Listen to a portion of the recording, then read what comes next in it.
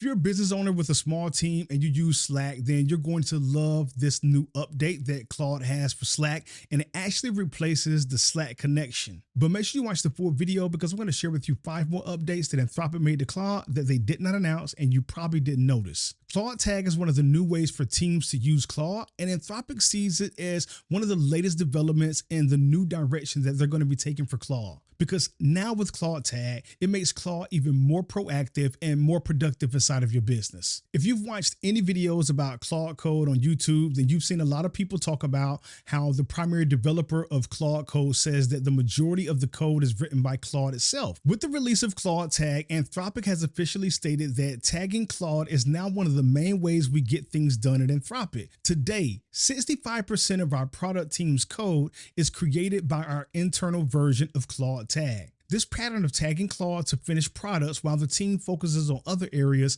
is a pattern that's beginning to expand beyond simply writing code. The Anthropic team is tagging Claude to chase down metrics, data, close support tickets, and a lot of other things. Today, they're launching Claude Tag on Slack because that's the best environment for everyone to communicate with it, but I'm pretty sure in the future, they'll probably roll out some version of it inside of the Claude Teams account. For the people who use Claude Tag, it's going to feel very familiar with Claude Code and Claude Cowork. But there are a few differences that you need to understand. And one of them is that they've designed Claude Tag so that it's like a multiplayer. Whenever you tag Claude, it's going to look at what you request, break it down into small tasks, and then it's going to create a plan and use the tools that it has to execute that plan and respond to you with a message in the Slack channel when it's done. Well, when you tag Claude now inside of Slack, it's going to do the same thing, but the difference is that anyone in the Slack channel can respond to Claude, and Claude can adjust what it's doing and what it's outputting in real time. So instead of just one person using Claude as a tool, Claude is more like a teammate now because everyone is able to interact with that single version of Claude within that Slack channel. Another cool benefit about Claude Tag is that as Claude follows along within that single channel,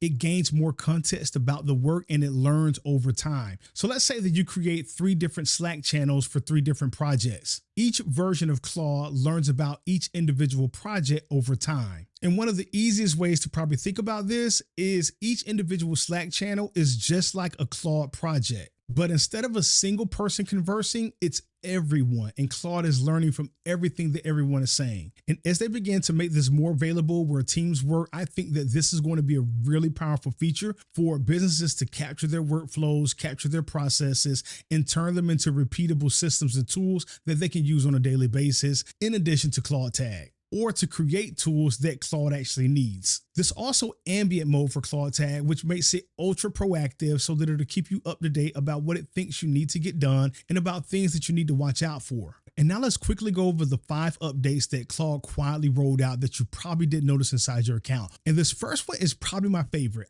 When I first switched over from ChatGPT to Claude as my primary AI and I began to use the desktop app, one of the things I missed the most about ChatGPT was voice mode because I used to love to listen to the messages and listen to the responses instead of sitting down and read them because sometimes they're very long and detailed. And while I listen, I can be focused on doing other things. And one of the reasons I made Claude my primary AI is because of the agentic abilities. So 99% of the time when I use Claude, it's inside of Claude Code or Claude Cowork. And I hardly ever use Claude Chat. So that meant that I had to do a lot of reading and I couldn't listen to the messages anymore. Well, not anymore because now you can actually play your messages inside of Claude and listen to it. But I think the default speed for the voice is slow. So you want to go into your settings, make sure you're on the general tab, scroll down, and you'll see voice. And here you can change it to who you want to speak. And you can also change the speed from slow, normal to fast, whichever you like. The second update is something I've been requesting for a very long time. It's not as big as the first one, but it is a pet peeve of mine.